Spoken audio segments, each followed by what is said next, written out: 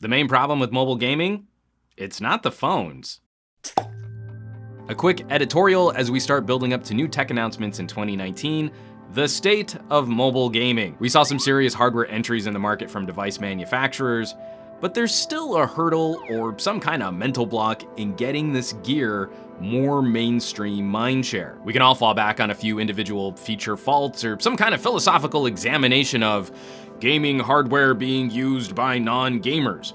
But my hypothesis, mobile gaming can't succeed so long as mobile gaming is tied to Google and Apple app stores. Mid-ranger phones on up, there's really no reason why our pocket computers can't deliver high-quality experiences which could rival standalone gaming hardware. The performance you can get out of a sub $600 phone these days is terrific. And it's a little too convenient to blame developers and license holders for clone after clone after clone of terrible gaming mechanics, broken apps, and predatory microtransactions. Okay, we absolutely still need to tag developers and license holders for terrible games and predatory microtransactions, but the reason these wealth extraction mechanics exist is because the company store allows them to exist. Nay, the company store defends these mechanics. Apple and Google are perfectly happy to push random number generating player progression and in-game premium currencies on audiences of all ages, because Apple and Google get a cut of every transaction that passes through their respective stores.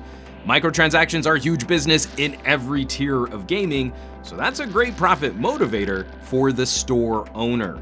While you can sort for content based on genre or rating, there really isn't a direct way to search Google Play for games that have no in-app purchases.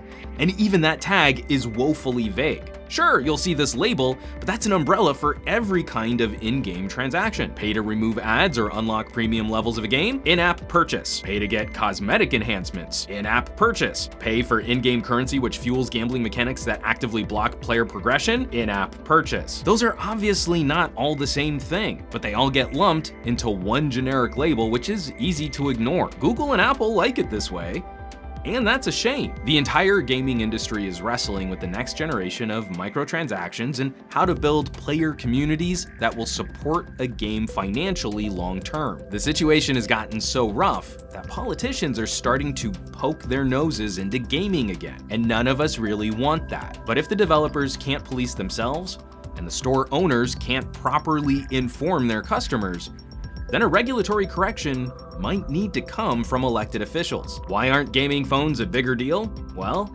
I think this is one of the reasons why. As always, thanks so much for watching, sharing, subscribing. I'm very interested in where we might go with gaming hardware, both for play and work. What are some areas that you think might improve the perception of gaming phones for general consumers and push this segment more mainstream? Drop me a comment down below. It's a conversation I really want to get into this year. Now, you know where you can find me on the rest of the internet at SomeGadgetGuy on the Twitters, the Instagrams, and the Facebooks, and I will catch you all on the next video.